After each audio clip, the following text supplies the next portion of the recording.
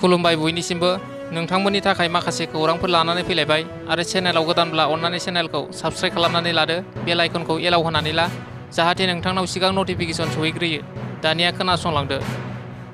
गिबि खौराङाव दङ बिदुंनि दुंखावनायनि जाहोनाव मैया सासे सुबुंनि जिउ खहा। रङियायाव जगेन कलिता मुंनि 55 बोसोर बैसोनि सासे हाजिरा मावग्रा सुबुङा बिदुंनि दुंखावनायजों जिउ गोमादों।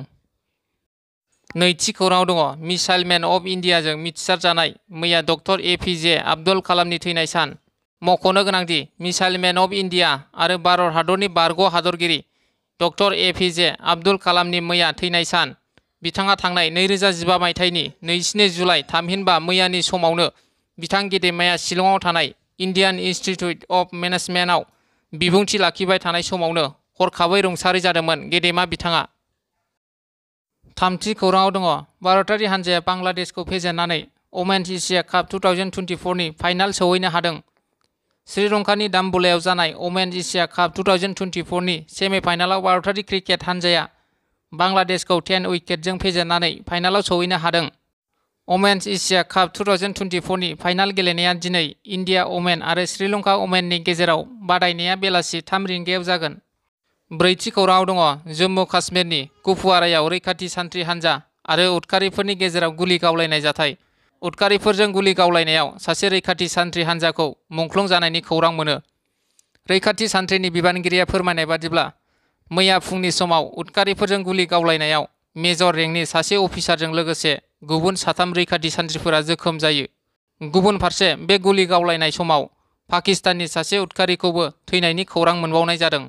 मख'नो गोनांदि 3 उदखारिफोरा सा काश्मीर जिल्लानि चौकीनि फरवार्ड पस्टआव ग्रेनेड गारदेरहरनानै गुलि गावलुंदोंमोन, जेराव रैखाथि सान्थ्रि हान्जायाबो फिनजाथाय होनानै गुलि गावहरफिनो।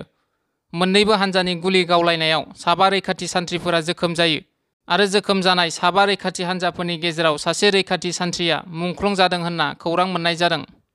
बाथि खौराङाव दङ बुरबिलि जौगाखां आफादनि बानजायनायाव मेट्रिक आरो गोजौसिन फरायसालिनि जोबथा आनजादखौ उथ्रिसारनाय फरायसाफोरखौ बरायनाय हाबाफारि।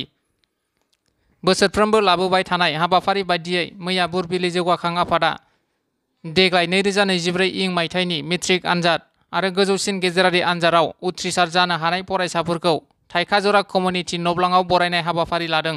मख'नो गोनांदि थांखि गोनां बे बुरबिलि जौगाखां आफादा बायदि बायदि बिथिङाव गुवार थाखोआव हाबा मावनो ओंखारदोंब्लाबो नाथाय बे समाव सोद्रोमानि सिङाव आरो गावनि बेंखनथाइनि सिङावल' हाबा मावग्रोनाय जादों।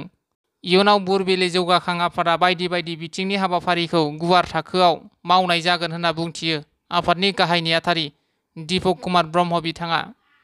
द'थि खौराङाव दङ उदालगुरि जिल्ला एबसुनि 14थि आन्डार-13 जोबथा जोलुर गेलेनाया फैगौ 29 जुलाइआव जागोन। फाइनाल गेलेनाया डिमाकुसि दख'रा एबसु आरो उदालगुरि दख'रा एबसु हान्जानि गेजेराव गेलेगोन। उदालगुरि जिल्ला एबसुनि बानजायनायाव 14थि आन्डार-13 जोलुर बादायनाया मैया जोबथा सेमिफाइनाल गेलेदोंमोन। डिमाकुसि दख'रा एबसु आरो काजियामाति दख'रा एबसु हान्जानि गेजेराव बे गेलेनायाव डिमाकुसि दख'रा एबसु हान्जाया काजियामाति एबसु हान्जाखौ 3-1 गलाव फेजेनना फाइनालाव सौहैयो। फैगौ 29 जुलाइ खालि फाइनाल गेलेनाया सनाय बेरगाव गेलेग्रा फोथाराव उदालगुरि दख'रा एबसु आरो डिमाकुसि दख'रा एबसुनि गेजेराव जागोन। उदालगुरि जिल्ला एबसुनि गाहाय नेहाथारि बाबुल बर'आ जोबथा गेलेनायखौ लोब लोब फैनानै नायफैनो रायजो राजाफोरखौ खावलायहरदों। स्निथि खौराङाव दङ रामफलबिल बड'लेण्ड कालचारेल सेन्टाराव प्रडाक्शन अरियेन्टेड थियेटार वार्कशप खुंफुंदों। बिटिआर सरकारनि बिथोन बादियै बे हाबाफारिखौ खुंफुंनाय जादों। 7 जुलाइनिफ्राय जागायनानै 27 जुलाइसिम खुंफुंनाय जायो। प्रडाक्शन अरियेन्टेड थियेटार वार्कशपखौ रामफलबिल गोजौसिन फरायसालियाव खुंफुंनाय जादों। बे हाबाफारिखौ बे वार्कशप खुंफुंनाय हाबाफारियाव सिनेमा आरो थियेटार बिफान, बड'लेण्ड हायुङारि गौथुम, सरकारनि दैदेनगिरिफोराबो मैखोमै हेफाजाब होदों। मख'नो गोनांदि मैयानि जोबथा सानाव जाम्बा मुंनि सुंद' ड्रामा दिन्थिफुंनायजों लोगोसे हाबाफारिया गाहामै गाहाम जोबनानै थाङो। लोगोसे हाबाफारिजों लोब्बा लाखिनानै खौरांगिरिफोरनि सिगाङाव रामफलबिल दख'रा एबसुनि आफादगिरि बिजुत कुमार ब्रह्मनि बिबुंथिखौ भिडिअनि गेजेरजों ससे खोनासंलांदो। दिनै रामफलबिल दख'रानि बेन्दोङाव थानाय रामफलबिल गोजौसिन फरायसालियाव थांनाय 7 जुलाइनिफ्राय जागायनानै दिनै 27 जुलाइ 2024 अक्ट'सिम बड'लेण्ड कालचारेल सेन्टार रामफल बिलनि दैदेननायाव आरो आथिखालनि बड'लेण्ड सरकारनि सिनेमा एन्ड थिएटार डिपार्टमेन्टनि स्पन्सराव मोनसे ड्रामा वर्कशप सोलिबाय थादोंमोन आरो बेखौनो दिनै फोजोबनाय एबा क्लजिं सेरेमनि हाबाफारि लादों। दा बे हाबाफारियाव रामफल बिल दख'रा दुलाराय बर' फरायसा आफादनिफ्राय जोंखौ बाहागो लानो हांख्रायहरनायनि थाखाय जोङो जोबोद गोजोननाय फोरमायदों आरो बे मोनसे गोनांथार हाबाफारि एबा जोंनि माने बे इयुन जोलैफोरखौ जोंनि हारिमुनि नैबे मोनसे पार्ट ड्रामानि बिथिङाव गियान होनाय आरो बेखौ सोलोंनायनि मोनसे खाबु होनायनि थाखाय आङो गिबियावनो जे बड'लेण्ड सरकारनि मानगोनां गाहाय मावफुं सोद्रोमा प्रमद बर' बिथांजों लोगोसे बिथांमोननि गासैबो दैदेनगिरिफोरखौ साबायखर जासिदों।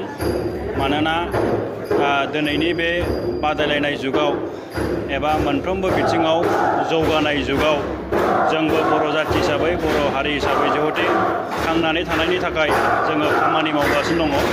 जाथि हिसाबै जोङो हारिमु बिथिं बा गुबुन गुबुन बिथिङाव जों मोनसे जाफुंसारनाय बा बेबायदि दावगाथारनो हायाखैब्लाबो दिनै मोनफ्रोमबो बिथिंखौ जोङो समानै लांफानो थाखाय जोङो जाथि हिसाबै बयबो गावबागाव बिथिङाव नांसोमगासिनो दङ आरो नैबेबो मोनसे जोंनि जाथि दानायनि एबा जोंनि हारिमु बिथिङाव जोंनि लाइमोन सेंग्रा सिख्लाफोरखौ मोनसे गावखौ गायसननाय लोगोसे गुसुङै बुंनो थाङोबा प्रफेसनेल आरो कमार्शियेल लाइनजों थांनो हानायनि थाखाय जोंनो नैबेबादि मोनसे सोलोंथाइ बेखौ वार्कशपनि गेजेरजोंनो जा बा गुबुन गुबुन बेबायदि बिथिंनि गेजेरजोंनो जा जोंनो खुब बेखौ नांगौ। दा बेखायनो जोङो रामफल बिल ओनसोलनि जोंनि माहारियारि आफादनि दिनै बिबानगिरि हिसाबै जोबोद गोजोननायजों साबायखर जासिदों आरो इयुनावबो जाहाथे बे मोनसे गोनांथार हाबाफारिखौ आरो गुबुन गुबुन हाबाफारिखौ जौगानायनि जे खामानि दामानिफोरखौ